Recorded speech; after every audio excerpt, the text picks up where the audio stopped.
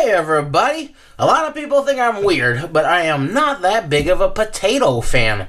But here's a potato dish that I find absolutely irresistible. It's a classic cheesy potatoes au gratin that everyone's gonna love, so let's get started. Let's start with the sauce, and this is a very basic and very easy sauce that you can use in a lot of different recipes. So I've got a warm pan here, sort of medium-low heat, and I'm gonna put in a half a cup of butter. And we'll just let that melt. Don't want it too hot, I don't want to get this butter browned. Now my butter's all melted, I'm gonna put in 1/2 cup of plain flour. Now I'm just gonna cook this flour for a little bit just to kind of knock down that raw flour taste and give it a little roastiness. Medium-low heat here. I don't want to go too long because I don't want to get really any color going on that flour. This is going to begin as a white sauce, so it ought to be as light colored as possible. It's been about 2 minutes of cooking this and it smells real nice and toasty.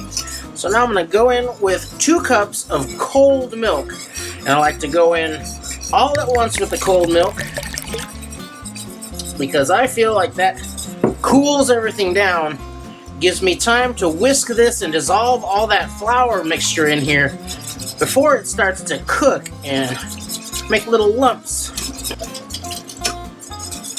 And now I can bump up the heat around medium, and I'm going to keep whisking this until this starts to boil a little bit. I won't know how thick it's going to be until it actually starts to boil a little bit. And then if I have to, I can adjust it.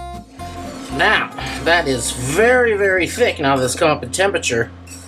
So I'm actually, if I was going to use this just as it is, that would be just about right. But I'm going to add a whole bunch of cheese to this, so I want to start a little thinner. So I'm going to add about another 1/2 cup of milk to that.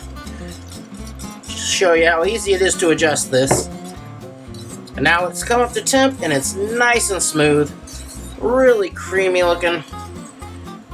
Thick. And what we have here with a little salt and maybe a pinch of nutmeg, we got a bechamel sauce or a white sauce, which you can use in a lot of different dishes like a classic lasagna or a pasticcio. My grandma used to cook peas in it and it was surprisingly good. But we're going to add some cheese to this and make it a Mornay sauce. So I'm going to switch from the whisk to a spoon so I can scrape all around these edges nicely. And I'm going to start adding in cheese. You can use grated cheese, or I've got cubes of cheese. And I'm going to add them in a little bit at a time. I've got about 1 pound of this cheese over there, and we'll see how much it takes. And that's really up to you how cheesy you like it. I haven't added any salt yet because the cheese has salt, and I want to kind of see where I land with the salt after I've got enough cheese in there. So, keep working it. If it starts to seem like it's getting too thick, just add a little bit more milk as you go. Don't go too hot, this can burn really fast. And keep moving it around. I'm using medium cheddar here today just because I had some extra that I needed to use up, but you can use whatever cheese you like in here. A nice Gruyere, I really like sharp cheddar, or blend them. Use a whole bunch of different cheeses. Get crazy, get creative with the cheese sauce. That's what it's all about. Oh yeah. Now just a touch of milk. It's getting a little thick, and really, I'm going in just like a tablespoon of milk here and there just to keep it smooth. Got it all in there. Just loosen it up a little bit with the milk. It starts to get hard to turn. You want it smooth and creamy. It's still pretty thick. And now all the lumps are gone and it's perfectly smooth and creamy. Oh, just look at that. Beautiful. And now I'm going to season it up just a little bit. A lot of people like a tiny pinch of nutmeg in here. Not enough to make it all Christmassy or anything, but just enough to make a little accent. Other people like a little bit of ground mustard or even some mustard right out of the jar. But I am going to add just a tiny pinch of this super, super hot red chili. And that is really, it's not even a pinch or a dash. It's just the tiniest little bit, you can see. So I don't want this to be hot, but I do want just a slight note to make it pop. And now I also need to check for salt. Oh my, that's cheesy. I ended up using the full pound of cheese, so it's decently salty, but needs just a tiny bit more. So I'm gonna add about a half a teaspoon of salt into there, and I think that will do. If it's a little too salty, don't worry about it, because the potatoes are very, very bland, and they'll make up for some of that saltiness. So that is a beautiful cheese sauce, Mornay sauce, whatever you like to call it. You can use this in your mac and cheese. You can make some wicked nachos out of this. But I'm making potatoes au gratin, so let's get some potatoes going. How many potatoes am I going to use? Well, here's my pan, so looks like about that many. Now, usually I'll use reds or Yukon Golds with this because they hold their shape a little better, but these russets looked really good today, so that's what I'm going to use, and they're going to be just fine. So, the question now is to peel or not to peel. With a red one, Yukon Gold, I usually don't, but russets I'm going to peel because their skins are just a bit tougher. And now I'm just going to slice these potatoes into some kind of 1/8-inch slices. If you get one that's particularly roly-poly, it's a good idea to take a small slice out of the bottom, and then it'll sit flat for you.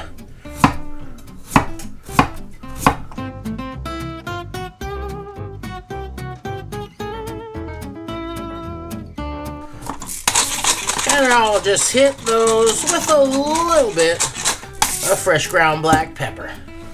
Normally I'd add a little handful of very thinly sliced yellow onion to the potatoes, but I've got a whole bunch of these scallion ends from another recipe I was doing, so I figure I'll just use these, and I'll just cut them into some nice thin rounds and then toss them in with the potatoes. And that should give me some nice onion flavor without being too overwhelming. And now I'll come in there with that cheese sauce. Might not need to use all of it, but we'll just see. I want to get everything nice and coated, and then a little extra. Oh, it smells so good already.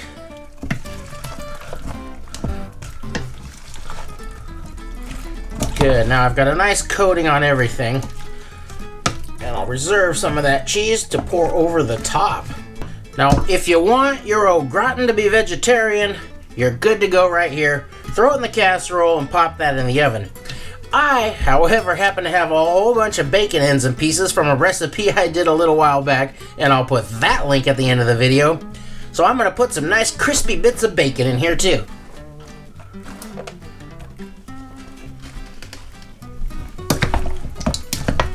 Now I like to put some kind of oil around here, some butter or some cooking spray, but I'm going to use a little bit of bacon fat that I got saved up and just put a nice light coating of that bacon fat just to help things come out of the pan a little easier.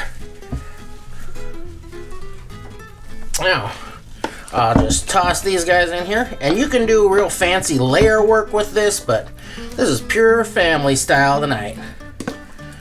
Now, I'll just kind of flatten everything out. And then I'm going to put another dose of that delicious cheese sauce right over the top. Work it down around those edges. Now this is going to go into a 350-degree oven for an hour. And for the first 30 minutes, I'm going to cover it loosely with a piece of foil. I'm not going to seal it really tight down to hold in moisture. I just want to protect the top from getting overcooked over the hour. And 30 minutes in, I'll take the foil off and let the top brown up. Oh, there we go. Now that took just over an hour. I was just really waiting to see that it was nice and bubbly all throughout. And then I turned on the broiler for just a couple of minutes to get a little color on the top. And now I need to let this rest for at least 30 minutes, and I actually prefer an hour. If I go cutting into this right now, it's just gonna run all over the plate, make a big mess. But as it cools, it's gonna firm up, and I'll be able to cut a nice portion out of there that's still gonna be plenty warm, and it's gonna be real pretty on the plate. And it's also gonna give me some time to grill up some pork chops.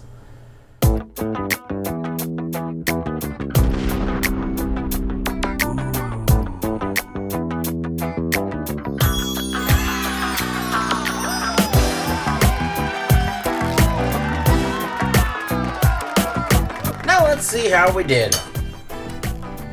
Oh, I think I want some of this crusty top here. We'll make sure I get a bit of bacon in there.